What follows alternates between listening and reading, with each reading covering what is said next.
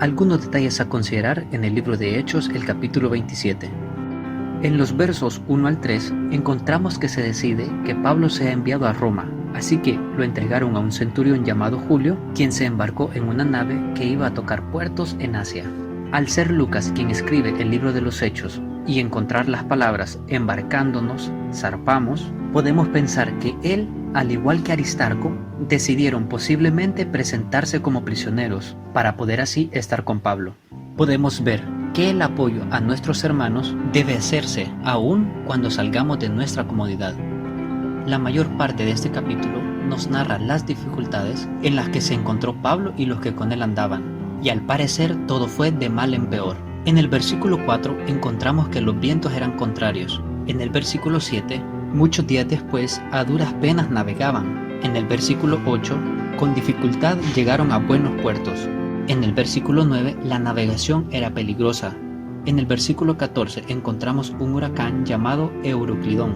En el versículo 15 podemos ver que el viento era tan fuerte que mejor se abandonaron a él.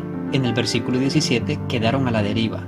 En el versículo 18 fueron azotados por una furiosa tempestad. En el versículo 20 no pudieron ver el sol ni las estrellas por muchos días a causa de una tempestad. En el versículo 41, la nave encalló finalmente. Este viaje no había sido una planificación del centurión Julio, lo que nos hace recordar que muchas veces nosotros hacemos planes sin pensar en las posibles consecuencias. Aún con todo, los cristianos debemos recordar que el Señor es quien nos cuida. Al leer el capítulo podemos encontrar que a medida que se avanzaba en el viaje, se perdían las esperanzas. Llegaron fuertes desánimos pensando en que todos iban a morir. Sin embargo, la actitud de Pablo fue al contrario. Encontramos 3 intervenciones de él. La primera en el verso 10, donde les pudo advertir que en la navegación iba a haber mucha pérdida de cargamento de la nave y de personas. En el verso 22, exhorta a los demás a tener buen ánimo y comer, confiando en el Señor que solo habrían pérdidas materiales. En los versos 33 al 35, les ruega a todos que coman por su salud y les aclara que ni un solo cabello de la cabeza iban a perder. Aparte de ello, da el ejemplo cuando tomó el pan, dio gracias a Dios y comenzó a comer. Tal vez para los demás fue un comportamiento irónico de Pablo. Al ver que entre peor se ponían las cosas, él tenía mayor ánimo. Pero lo que Pablo hacía era todo lo que un cristiano debe hacer siempre, y más en situaciones difíciles: aferrarse al Señor y confiar en Él. En los versos 42 y 43 podemos ver que los soldados acordaron matar a los presos, pero el centurión, queriendo salvar a Pablo, impidió este intento.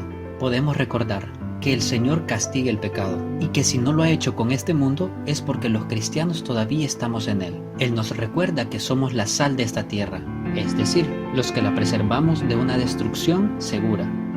Los incrédulos se benefician con nuestra presencia aquí en el mundo, y Dios quiere que así como Él nos ha bendecido, nosotros podamos ser de bendición a otros, y que seamos como Pablo, que en todo momento estaba pensando en el bienestar de los demás, animando y siendo ejemplo para otros, esperando así concluir la travesía como lo leemos en el verso 44. Todos se salvaron saliendo a tierra.